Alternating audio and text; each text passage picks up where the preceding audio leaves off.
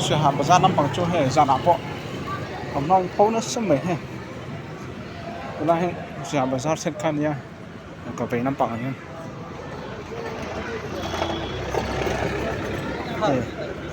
scan hand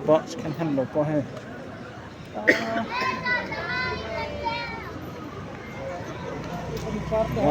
phô nó sớm mấy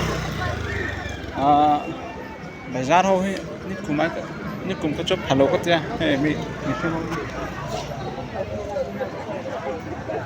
năm bằng coi he đi luôn khóc mày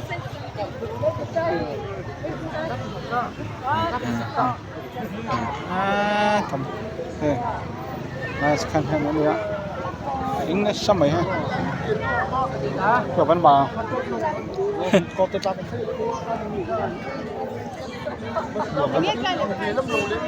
nó bò rồi hôm nay em được ra xem khăn nha chọn phải có nói đã sợi lên chân về nha luôn tắc này ăn luôn khóc mày